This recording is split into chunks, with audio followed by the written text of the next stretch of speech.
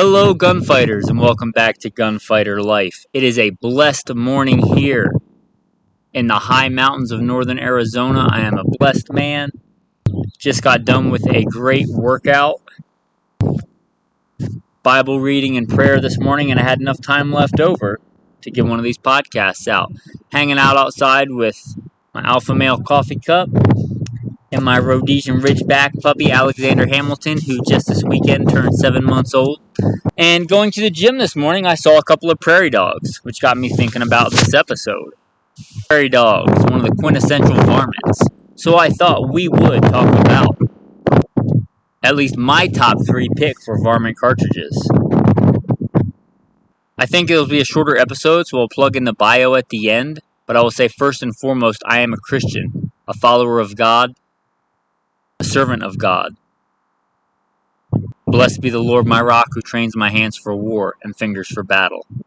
Alright, varmint hunting. And for varmint hunting, we're going to say anything from a ground squirrel in size up to a, let's say, coyote.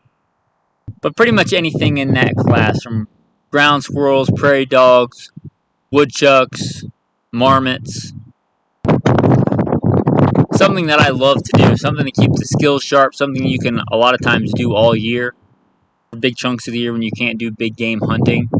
It's helpful to farmers a lot of times, ranchers, to grow your food and my food and food for livestock. But let's get into the top 3 picks for varmint cartridges. And generally for a varmint cartridge, you want a lighter bullet.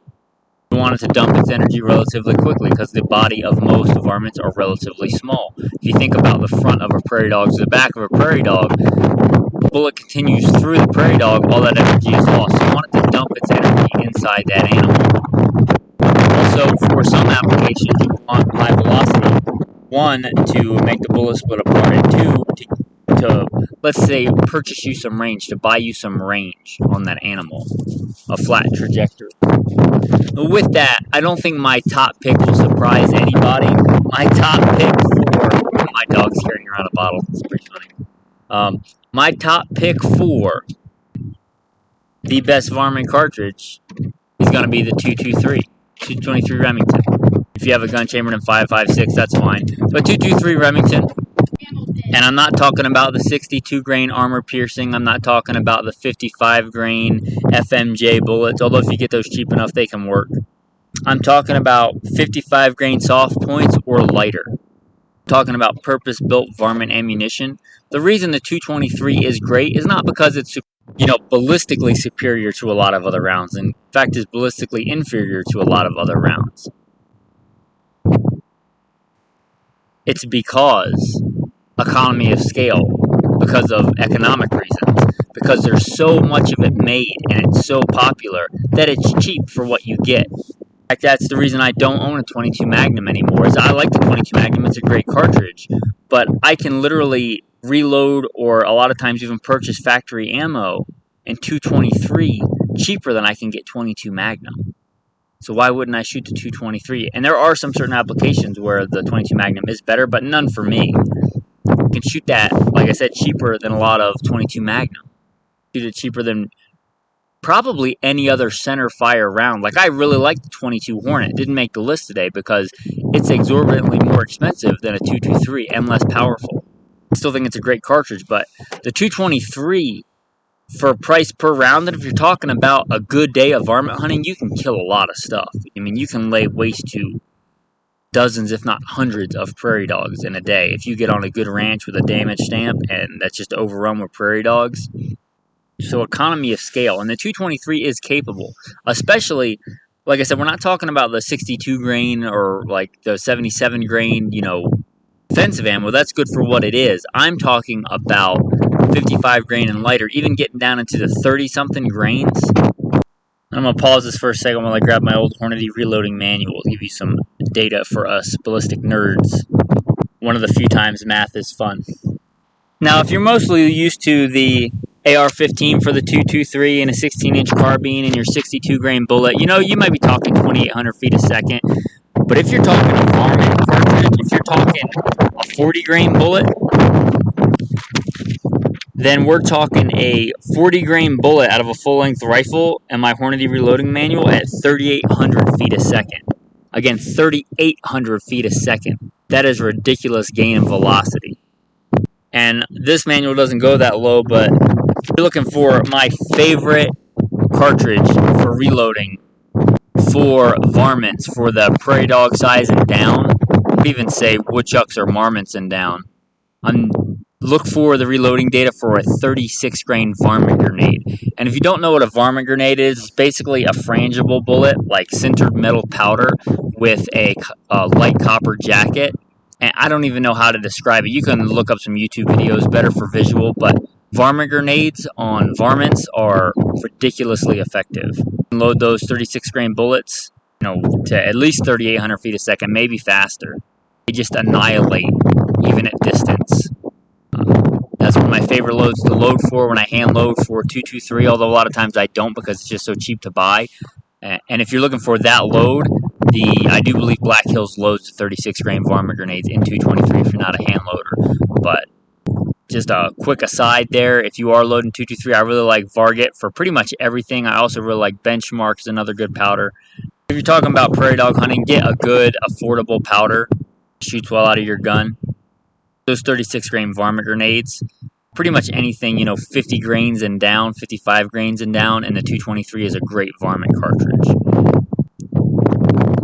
The next pick we're going to talk about for my top 3 is a 22-250. The 22-250 is an awesome and quintessential kind of American varmint hunting cartridge. There's really nothing varmint-wise you can't kill with the other 2 cartridges I talk about, the 223 and the next one, but the 22-250 kind of lets you purchase distance. I don't know if anybody's ever put it that way. You can kill all these things with a 22 short if you want to. But what the higher velocity and bigger rounds give you is flatter trajectory, less lag time, less effect by wind. It makes a difference if you're shooting a 1-inch target at 200 yards. It lets you shoot the same size animal at greater distance. It also kind of increases that kill zone. Talking about coyotes, you can kill a coyote with a 22. Plenty of coyotes have fallen at a 22 long rifle.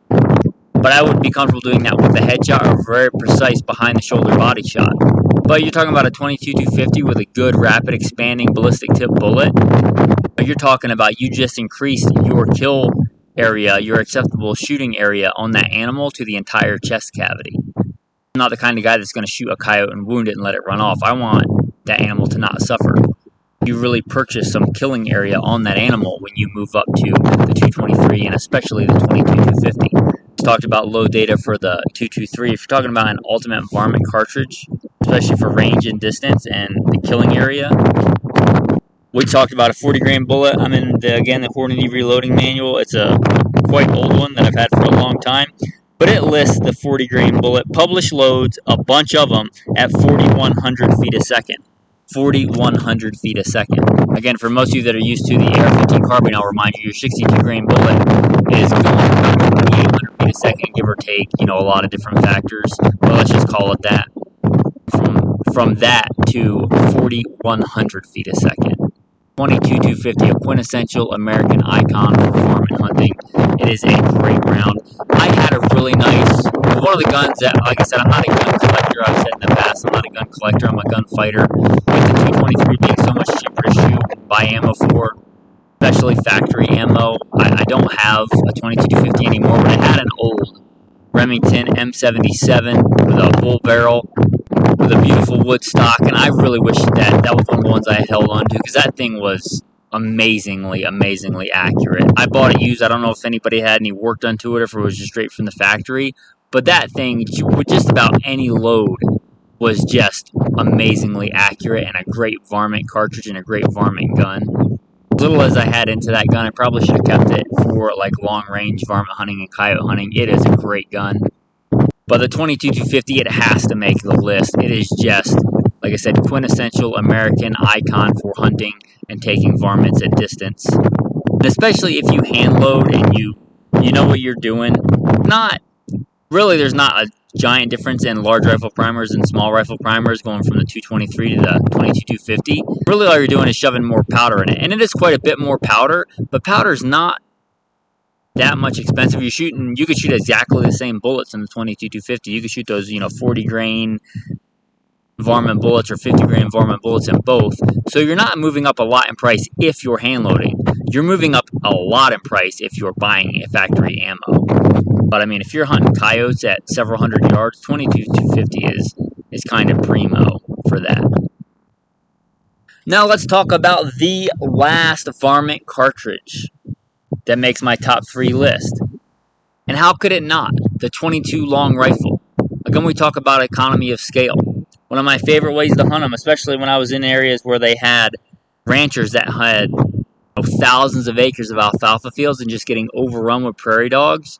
You could go there and get a damage stamp issued. Really, me and my buddies would go with a vehicle with a sunroof or in the back of a truck, and 2 would stand in the back of the truck, and when they saw a group of prairie dogs, they would pound on the back of the truck, and one person would drive and load mags, and you would literally could hop out of that truck and lay waste to as many prairie dogs as you could effectively engage targets, meaning if you could hit them and kill them every time you brought that rifle up or every time you came back from recoil, just about it seemed like there was another prairie dog. So you were limited by how fast you could load mags and how good a shot you were, but you could just take out bricks of 22 ammo and annihilate prairie dogs. One of the great American pastimes, in my opinion. Far more fun to me than baseball. They're helping out ranchers because they're eating, I don't know how much a prairie dog can eat in baby alfalfa sprouts, but I gotta imagine it's quite a bit. And when there's literal waves of them moving across the landscape like locusts, and you know that you're doing some good by annihilating those things, which also carry bubonic plague, by the way. 22 long rifle, you can literally just bring out bricks of ammo. The 22 long rifle, again, economy of scale. If you're talking ballistics to ballistics, would a 17 HMR be better? Yeah, for prairie dogs and small varmints, for sure it will be better. But again, I can probably shoot 223 and especially reload 223 cheaper than I can buy 17 HMR a lot of times. But I can buy a lot of 22. Let's say if I'm going out for a weekend and my budget for ammo is $100. Even today, with today's crazy inflation, I can buy a lot of 22 ammo for $100. A lot more than anything else. So again, if we're just talking about being able to engage a lot of targets, the 22 long rifle has to make the list for top 3 varmint cartridges. Just an amazing cartridge for that. Again, economy of scale. And if you've thought in the past that 22 long rifle hollow points, especially good ones, are a gimmick, I can tell you from firsthand experience with a lot of data that 22 hollow points on small creatures do a lot more damage than just 22 round nose. If that's all you can get, but 22 hollow points are, especially good ones, quite a bit more effective.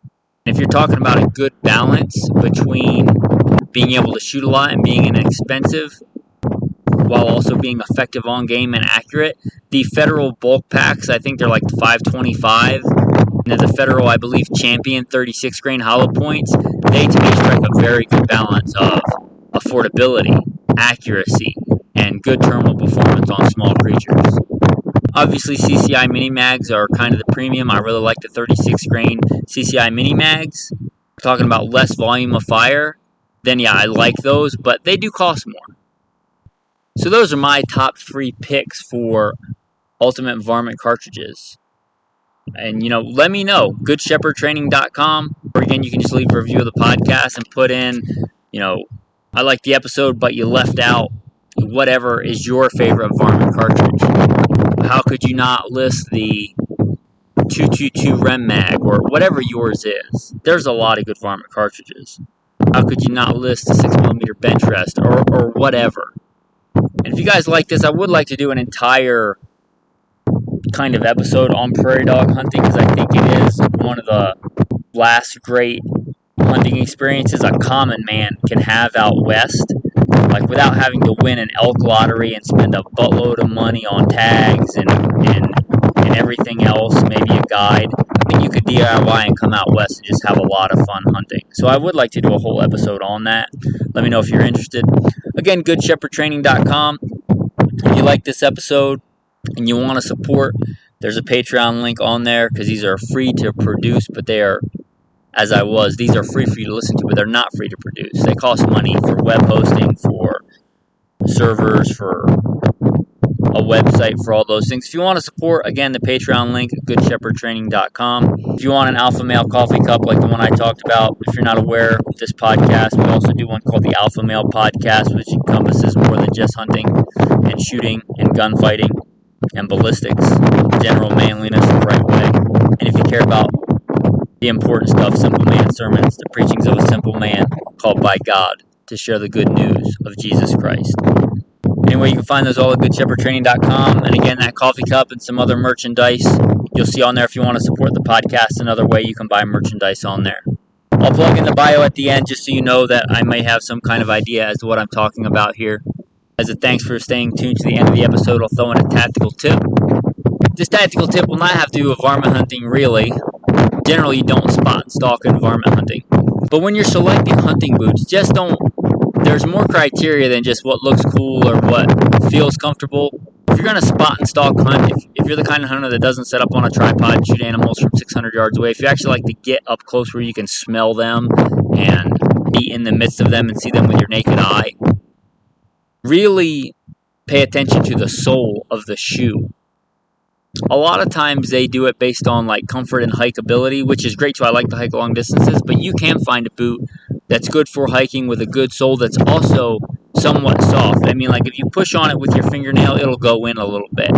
You would be surprised at how much difference that makes in volume when you are trying to walk quietly through leaves, through sticks, through branches, actual spot and stalk hunting. So a tactical tip, when you're selecting boots, this can even be for tactical applications if you're trying to walk quietly. A nice, soft-soled hunting boot. My favorite ones for stalking are I'm looking at them right now, they're the Redheads. Kind of a muck-style boot, but I use them out west too. And they have a really soft sole, so that when I'm walking on things, I can feel them underneath my feet. If I step on a branch underneath leaves, I can feel that and then back up so I don't snap that branch. And that can be the difference between a successful day's hunt and a big quantity of meat and going home hungry.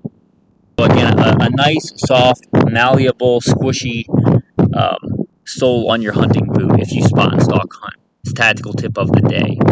And even for tactical applications for, trying to sneak up on a door without getting noticed before you kick it in. Tactical verse of the day, because it's such a beautiful day today. I'm literally sitting out in the morning with my shirt off, getting some sun while I'm recording this podcast. Psalm 19. The heavens declare the glory of God, and the firmament shows us his handiwork. General revelation, how could you go out into the great outdoors and see a beautiful sunset or landscape and not see the majesty and beauty of the great Creator and recognize his power?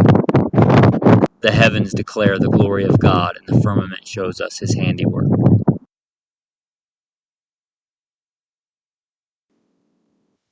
First and foremost, I am a servant of God, preacher, a fisher of men. God is number one in my life, and everything that I do in this podcast is no different, and I don't apologize for that. A little bit about me in the background. I grew up, I guess what you would consider a heathen. Didn't grow up Christian, but I grew up in the southeastern United States, what most would consider very poor. Hunting and fishing and shooting. Joined the Marine Corps at 17, did a couple of combat tours in Iraq. After my combat tours in Iraq, I was an urban warfare instructor for the United States Marine Corps under Mojave Viper. I also served in law enforcement for several years in LAPD. I worked patrol assignments and more specialized assignments, where by God's grace, he got me through some nasty places in this world of war zones and some of the nastiest streets in the country. Not because I am better, because God chose to have mercy on me and had a purpose for me, and I'm thankful for that. After my time in law enforcement, I was a private contractor for federal government, for a 3-letter government agency I won't specify, doing private contracting work. I'm very much involved in guns and gunfighting. I also served in the U.S. Army, both full-time and part-time National Guard. I should say my primary MOS is in both branches of the military or infantry, as of one sort or another. Specialized infantry in the Marine Corps and an MOS that no longer exists. I started competition shooting even before I joined the Marine Corps at 17. I won my first gold medal even before I joined the Marine Corps at 17. I've been blessed by God with the talents He's given me to win more shooting competitions than I can remember. I've won most of my competitions in rifle and pistol, but I've also competed in archery and shotgun and even muzzleloader, knife throwing, hatchet throwing. I've competed in all that. I've also been a professional big game hunter and guide. Like I said, I grew up hunting and fishing and shooting. I've done it to put meat on the table because I like to put food on the table with the talents God's given me. I don't apologize for that. I've done it as a professional hunter and guide. I've slain all manner of beast and guided for all manner of beast. Bear and wolf and elk and deer, mule deer, whitetail deer.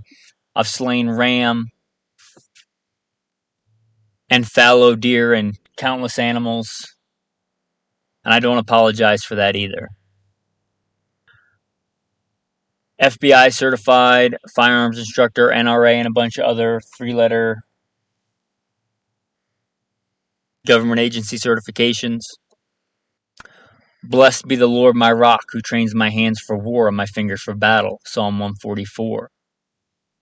I've been blessed to be the commander of a tactical team, an SRT, special response team, in a large metropolitan area, where our primary job was to stop active shooters. But again, first and foremost, I'm a servant of God, called by God to share the good news, preacher, a fisher of men.